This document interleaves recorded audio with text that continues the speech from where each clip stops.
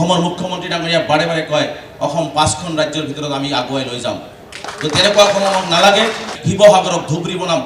শিৱসাগৰ বনাই বৰাকক শিৱসাগৰ বনাই তিনিচুকীয়াক ধুবুৰী বনাই সেইখন অসমে আমি গৌৰৱ গগৈ ডাঙৰীয়াৰ নেতৃত্বত আমি কৰিব কাৰণে আগবাঢ়ি গৈ আছোঁ তেওঁ গোটেই বক্তব্য মাত্ৰ বৰ অসমৰ কথাই ক'লে আৰু আজি আমাৰ সকলৰ সংকল্প যে এখন নতুন বৰ অসম গঢ় দিওঁ বেসিক্যালি শিৱসাগৰক ধুবুৰী কৰিম বুলি কোৱা কথাটো মানি ল'ব পৰা নাই সমালোচনা কৰিছে মই যি ক'ব লাগে মই বৰ অসমৰ কথা তেওঁ যে উল্লেখ কৰিলে মিলা প্ৰীতিৰ কথা যে উল্লেখ কৰিলে সেই আছিলে তেওঁৰ বক্তৃতাৰ মূল বাৰ্তা যিহেতু মই তাতে উপস্থিত আছিলোঁ তেওঁ বেয়া কথা কোৱা নাই তেওঁ বহুতে ক'ব বিচাৰিছে যে মিয়াবিলাক আনি শিৱসাগৰত ভৰাই দিব সেই কথাটো মই শুনা নাই তেওঁ তেনেকৈ কোৱা নাই তেনেকৈ যাক লাগে তেনেকৈ ইণ্টাৰপ্ৰিটেশ্যন কৰি পেলাই কংগ্ৰেছক অলপ বিপদত হলঠেকত পেলাবলৈ যত্ন কৰিব কিন্তু মই ভবা নাই তেওঁ সেই কথা কৈছে তেওঁ তেনেকুৱা কথা কৈছে কংগ্ৰেছে অকল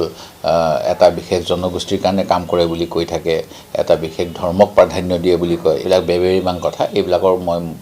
বেছি ৰিয়েকশ্যন নিদিওঁ কাৰণ গৌৰৱ গগৈ ডাঙৰীয়াও কালি তাৎক্ষণিকভাৱে স্পষ্টীকৰণ দিছে যে তেওঁ তেনেধৰণৰ কথা কোৱা নাই তেওঁ সমন্বয়ৰ কথা কৈছে মই কৈ আছোঁ তেওঁ সমন্বয়ৰ কথা কৈছে তেওঁ বৰ অসমৰ সমন্বয়ৰ কথা কৈছিল